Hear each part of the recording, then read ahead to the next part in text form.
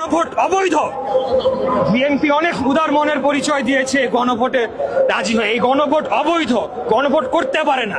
যে সমস্ত ইমামরা আজকে জামাত ইসলাম করেন তাদের পিছনে আমাদের নামাজ হবে না। যে সমস্ত ইমামরা আজকে জামাত ইসলাম করেন তাদের পিছনে আমাদের নামাজ হবে না। কোন জামাত ইসলামের ছাত্রী সংস্থার মহিলা কর্মীরা আপনাদের বাসায় গেলে 999-এ ফোন দিবেন, পুলিশ ডাকবেন, ধরাই দিবেন। ডক্টর শফিকুর রহমান বলছে আমরা চাঁদাও দিব না, চাঁদাও নিব না।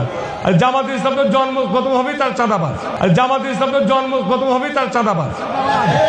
ঠিক না ঠিক বলছে বলেন? আসসালামু আলাইকুম ওয়া রাহমাতুল্লাহ। সুপ্রিয় দর্শক, নির্বাচনের আগে বিএনপির নেতাকর্মীদের মাথা আউলে গেছে। আপনারা ভিডিওর শুরুতে দেখলেন যে ইশরাক হোসেন বলতেছে গণভোটে না ভোট দেন, এবং হারুন পাপিয়া দুইজনেই ফতুয়া দিচ্ছে জামাত শিবিরের বিরুদ্ধে।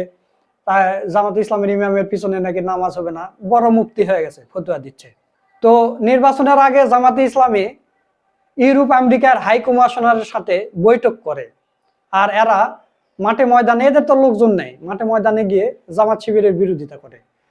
তো প্রিয় দর্শক, সবচাইতে খারাপ বিষয় হলো একটা জিনিস আপনাদের এখন দেখাবো। সেটা হলো যে আপনারা দেখেছেন কিছুদিন আগে বিএনপির এক ছাত্রী, সে একটা ভিডিওতে বলেছিল যে প্রবাসীরা যারা দাঁড়িপাল্লায় ভোট দিচ্ছে সেই প্রবাসীর স্ত্রীকে নাকি জামাতের আমিরদের কাছে ইজারা দিয়েছে। কিছু কিছু প্রবাসী দেখলাম যে তারা পোস্টাল ব্যালটে দাঁড়িপাল্লায় ভোট দিছে এবং তারা গণভোটে হ্যাঁ ভোট দিছে।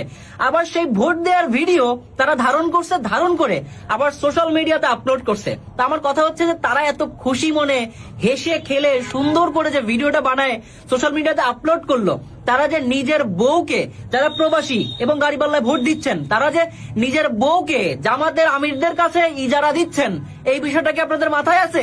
নিজের বউকে জামাতের আমিরদের কাছে ইজারা দিচ্ছেন, এই বিষয়টা কি আপনাদের মাথায় আছে? চেয়ারম্যান স্যার, বিএনপির চেয়ারম্যান তারেক রহমান, উনি আমার সাথে হ্যান্ডশেক করার সময় বলেছেন আই ফলো ইউ আ লট।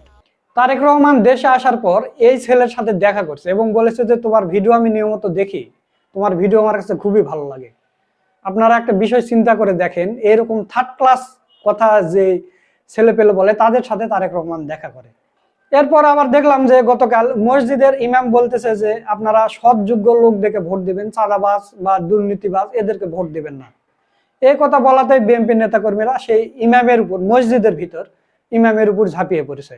এই দায়িত্ব পালন করার জন্য সবচেয়ে বেশি উপযোগী নেতা নির্বাচন কি না? হাদিসের কথা বলতেছে, হাদিস আপনি বলেন।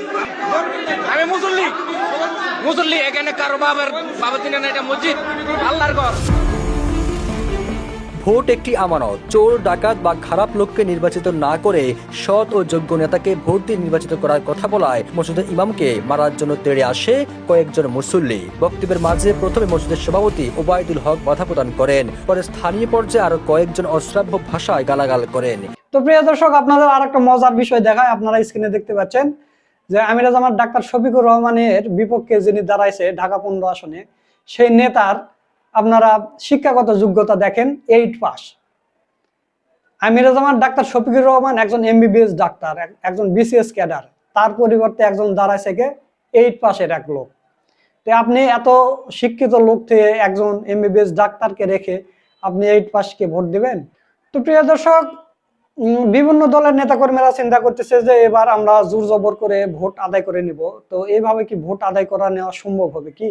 প্রত্যেকটা কেন্দ্রে কতটা ভোট কালেক্ট হলো, সেই ভোটগুলো কেন্দ্রের সব যোগ করে কত ভোট হলো, সেটা তো নেতাকর্মীদের কাছে থাকবে, জামাতে ইসলামীর নেতাকর্মীদের কাছে। যদি উপর মহল থেকে ভোট কারচুপির চেষ্টা করা হয়, সেটা কি সম্ভব? তো এই বিষয় নিয়ে এবং জামাতে ইসলামের জনপ্রিয়তা নিয়ে একটা অসাধারণ কথা বলেছেন সাংবাদিক ইলিয়াস ভাই। তো চলুন আমরা সেই ভিডিওটা একটু দেখে আসি। কারণ জামাত ইসলাম যেই পলিসি নিয়ে তারা আগাচ্ছে, সেটা হলো প্রতিটা কেন্দ্র তারা কাউন্ট করবে। এবারের আগের থেকে বলে রাখি, এবারে নির্বাচনের ফলাফল ঘোষণা হইতে পারে 3 দিন লাগতে পারে, কমপক্ষে 3 দিনও লাগতে পারে এবারের নির্বাচনের ফলাফল। কেন লাগতে পারে? কারণ কিছু কিছু জায়গায় এরকম 2 নম্বরই করতে পারে। হঠাৎ করে ডিসি অফিস থেকে একটা হয়ে যেতে পারে, ঘোষণা হয়ে যেতে পারে, অমুক 3.5 লাখ ভোট পেয়েছেন অমুক চান্দা আব্বাস। শুধু একটু ক্লু দেওয়া যায় আপনাদেরকে।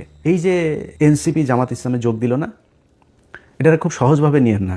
এই যে সরকার এখন হ্যাঁ ভোটের পক্ষে ক্যাম্পেইন করছে, খুব সহজভাবে নিয়েন না। এই যে রিসেন্টলি দেখবেন সেনাবাহিনী আপনার সন্ত্রাসী ধরপাকড় শুরু করেছে না, যাদেরকে দিয়ে মারামারি করবেন, শয়তানি করবেন, মানুষের ভয়ভীতি দেখায় ভোট নেবেন, নির্বাচন আসতে আসতে কিন্তু এই ধরনের লোকজন পুরো শূন্য হয়ে যাবে। এনসিপির পোলাপান, অখ্যাত পোলাপান, চেনে না কেউ এলাকায়, কেন্দ্র থেকে সিদ্ধান্ত হয়েছে তাকে লক্ষ্মীপুর এক আসনে দেওয়া হবে। বিশাল প্রভাবশালী জামাত ইসলামের বিরাট মানে হেভিওয়েট প্রার্থী সরে গিয়েছে। এই যে মাহফুজের ভাইকে দিয়েছেন, ওই আসনের যে জামাতের প্রার্থী, উনি ভীষণ জনপ্রিয়, দাঁড়াইলেই পাশ করবে এরকম একজন প্রার্থী। দল বলেছে মাহফুজের ভাইকে দিতে হবে, সরে গিয়েছে, কোনো আপত্তি নাই। একটা জায়গায় আসন দেওয়ার পর 2 মিনিটের মধ্যে জামাতের প্রার্থী ফেসবুকে পোস্ট করেন, দলীয় সিদ্ধান্তকে স্বাগত জানিয়ে, শ্রদ্ধা জানিয়ে সরে যাচ্ছে। কেন? মানে কোনো জায়গায় চেয়ার নিয়ে লাথালাতি নাই, ধাক্কাধাক্কি নাই, কোথাও বক্তব্য দেওয়া নিয়ে ধাক্কাধাক্কি নাই। খালেদা জিয়ার খিচুড়িটা নিয়েও আপনারা কারাকারি করে মারামারি করলেন। প্রতিদিন এদের কামড়া কামড়ি, সেই আওয়ামী লীগ যা করতো তাই হচ্ছে। আপনি বলেন ভাই আপনি আমার যদি এমন বলেন যে ও ইলিয়াস বোধহয় জামাতের দালালি করে, ভাই বলে কোনো সমস্যা নাই, আপনি যার মনে চায় বলেন। আমি তো আপনাদেরকে বিএনপি ক্ষমতায় আসার আগে আওয়ামী লীগ থাকা অবস্থাতে সবসময় একটা কথা বলেছি কি, আমার খালি আমি রাজাকার হইতে রাজি, আমি পাকিস্তানি মিলিটারি হইতে রাজি, সব হইতে রাজি, যা বানাবি সব হইতে রাজি, কিন্তু আমার আওয়ামী লীগ খালি বানাবি না, আর কিছু সমস্যা নেই। আমাকে আপনি যা মনে চায় বলেন, আপনি নিজেকে কোশ্চেন করেন। একটা সংগঠনের এত নিয়ম শৃঙ্খলা, এত ডিসিপ্লিনের মধ্য দিয়ে যেই সংগঠন আসবে, কোনো চাঁদাবাজির নাই, অভিযোগ নাই, ধর্ষণের অভিযোগ নাই, টেন্ডারবাজির অভিযোগ নাই, এরকম একটা দলের পাশে দাঁড়িয়ে আপনি চান্দা আব্বাসকে দিয়ে কিভাবে দল চালাবেন? সো বেটার একটা পলিসি নিশ্চয়ই আপনাকে করতে হবে। কেমনে করবেন, কিভাবে করবেন, সেটা আপনারা জানেন। কিন্তু আমি মনে করি যে যদি নাকি আপনি মনে করেন বিএনপি ক্ষমতায় যদি আসেও তারপরেও বিএনপিকে ক্ষমতায় টিকে থাকতে হলে, পরবর্তী নির্বাচনে আবার ক্ষমতায় আসতে হলে, এখন অনেক চামচা অনেক তেলবাজেরা বিএনপির হয়েছে, যারা গত 6 বছরে যারা তারেক রহমানকে চেনেই না, তারেক রহমান লন্ডনের কি এরকমও বসে বসে টকশো করেছে, এসব লোকজনও এখন নিজেদেরকে স্বঘোষিত বিএনপির দালাল হিসেবে পরিচিত করার সুযোগ। এত ইজ্জত বেচতে পারবো না ভাই। কিন্তু যে পরিমাণে ন্যাকেট হইয়া মানুষের গালাগালি শুনে তারপরে দলের দালালি করে, নিকৃষ্টতম একটা কাজ।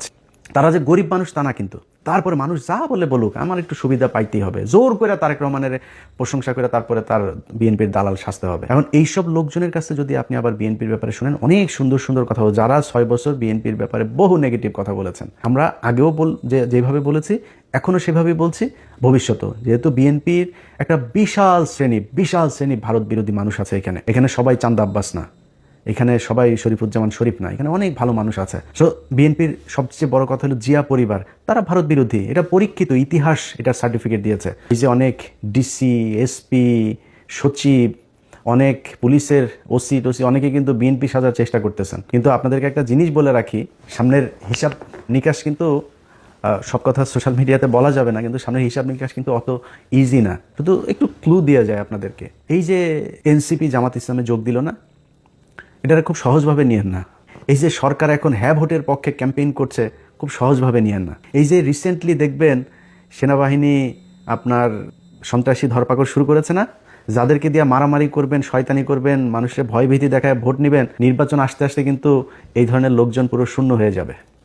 যেসব ডিসি, এসপি, ওসিরা বাড়তি দালালি করে তারপরে মনে করছেন কোনো একটা দল ক্ষমতায় আসবে, মনে করেন হাইপোথেটিক্যালি ক্ষমতায় আসলো, এই যে আমি কোনো দলের নাম বলছি না, যে কোনো একটা দল আসলো, আর সেই দলের দালালি আপনি করছেন, মনে করেন সেই দলটা 5 বছর পরে যাবে না ক্ষমতা থেকে।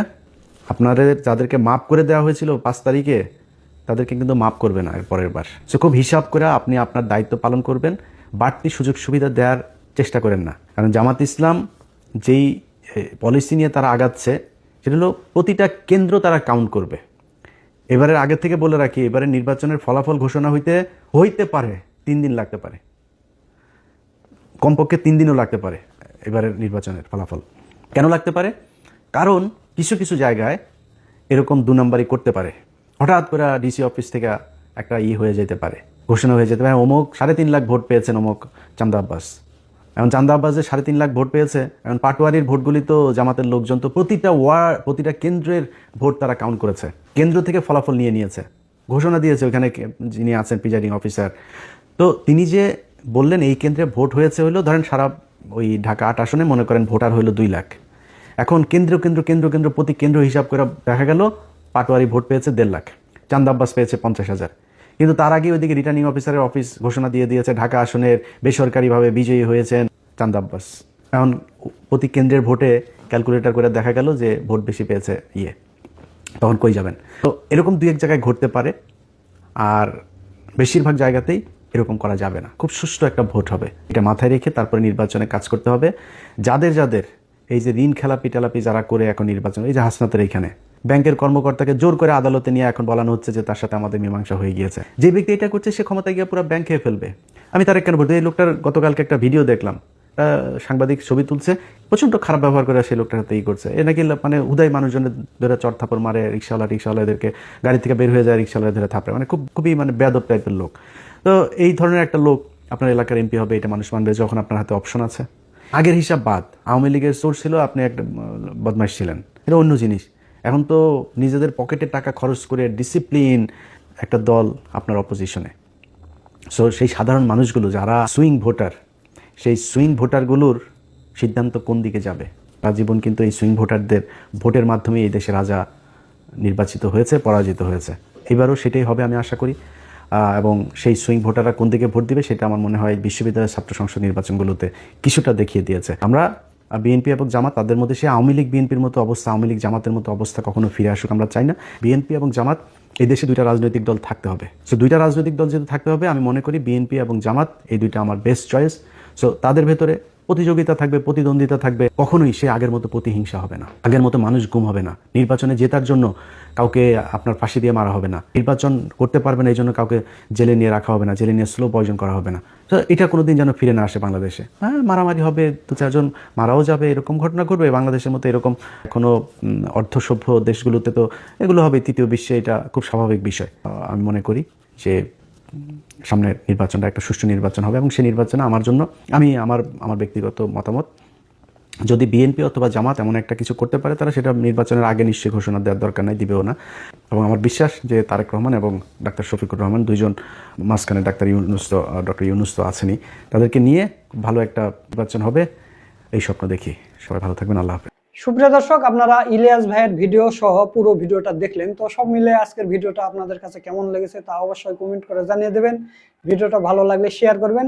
সকলকে ধন্যবাদ। আসসালামু আলাইকুম ওয়া রাহমাতুল্লাহ।